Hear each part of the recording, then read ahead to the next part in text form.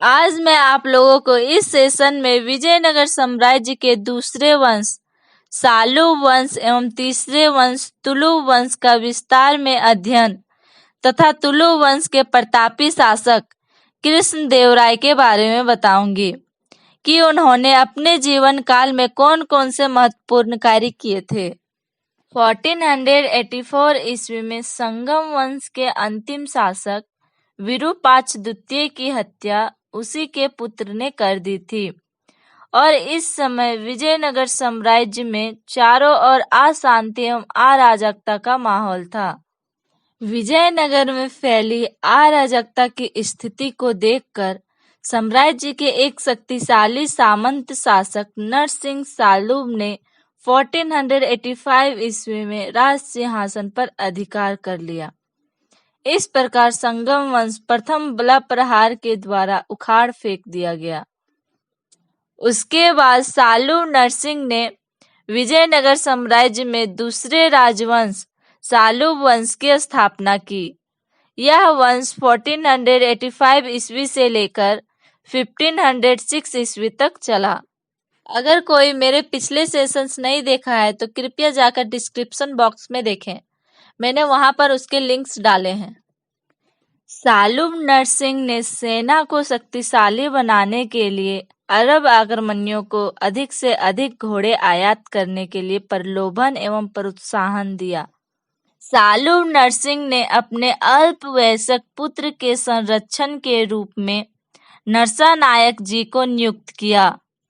नियुक्ति के पश्चात नरसानायक जी ने चोल, पांड्य और चेर राज्यों पर आक्रमण किए।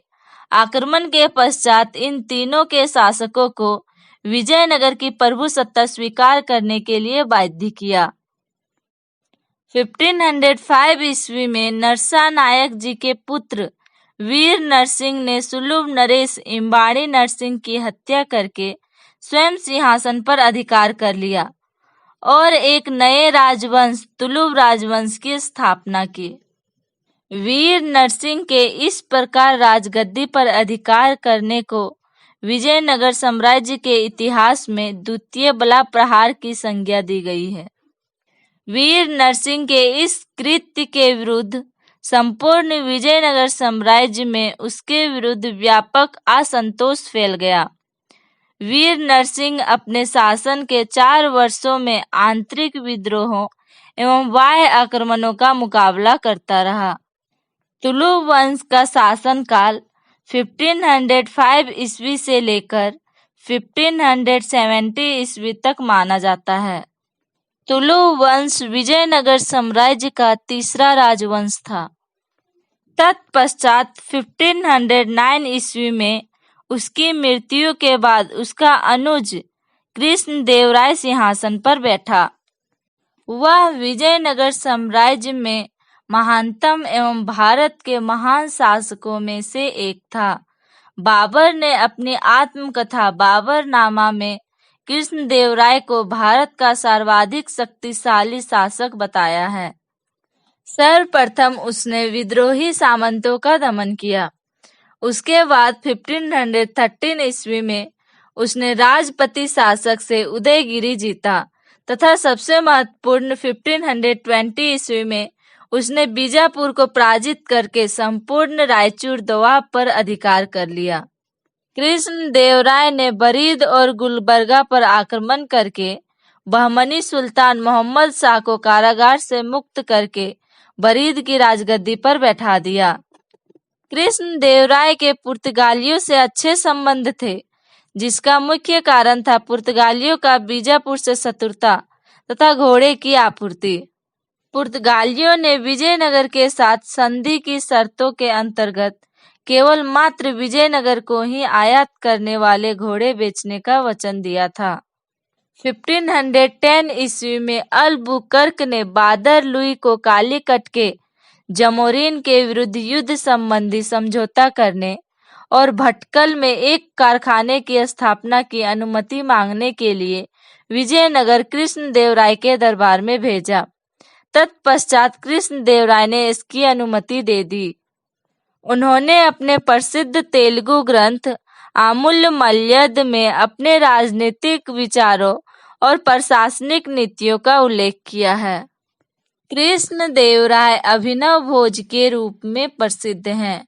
उन्होंने अष्टदिग्गज तेलुगु के महान कवि पेंडाना को विशेष रूप से सम्मानित किया था। ये तेलुगु तथा संस्कृत के महान कवि थे। उसका शासनकाल तेलुगु साहित्य का क्लासिकी युग माना जाता है, क्योंकि उन्होंने नृत्य, नाटक आदि पर विशेष ध्यान दिया था। उसके दरबार में तेलुगु के 8 महान विद्वान एवं कवि मौजूद थे, जिन्हें अष्टदिग्गज कहा जाता है। उसे आंध्र भोज भी कहा जाता है।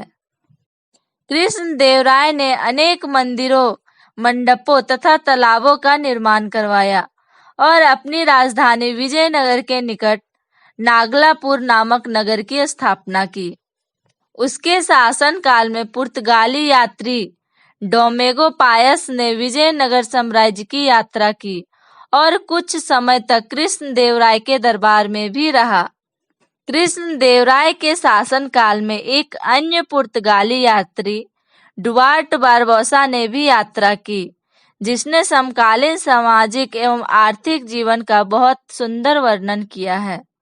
पायस ने कृष्णदेवराय के व्यक्तित्व और उसके शासनकाल का विस्तार से उल्लेख करते हुए लिखा है कि वह अत्यधिक विद्वान और सर्वगुण संपन्न नरेश है, जैसा कि शायद ही कोई अन्य हो सके। वह एक महान शासक एवं एक अत्यंत न्यायप्रिय व्यक्ति है। पायस ने विजयनगर राजधानी की अत्यधिक प्रशंसा की और लिखा कि इसके बाजारों में संपूर्ण विश्व की ऐसी कोई वस्तु नहीं है जो ना बिकती हो।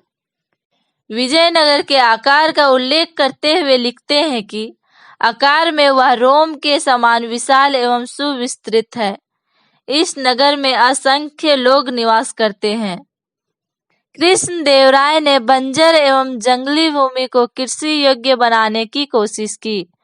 उसने विवाह कर जैसे लोकप्रिय करों को समाप्त करके अपनी प्रजा को करों से राहत दी।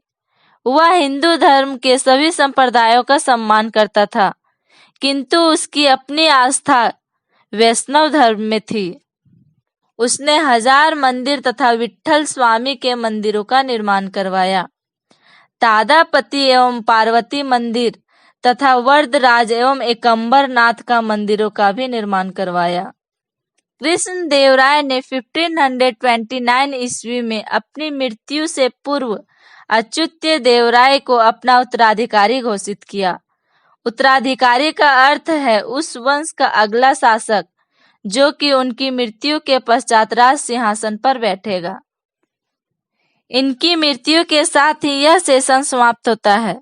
अगर आप लोगों को विजयनगर साम्राज्य के संपूर्ण पाठ को देखना है तो मेरे चैनल हिस्टोरिकल स्टोरी को सब्सक्राइब करें और बेल आइकन को प्रेस करना ना भूलें। तभी आप लोगों को मेरे सेशंस के नोटिफिकेशन मिलेंगे। इस सेशन को पूरा देखने के लिए धन्यवाद। इसके बाद में आप लोगों को तुलु वंश के तीसरे शासक अच्युत्य देवराय तथा साथ ही विजयनगर साम्राज्य के अंतिम वंश आरवीडु वंश के बारे में बताऊंगी।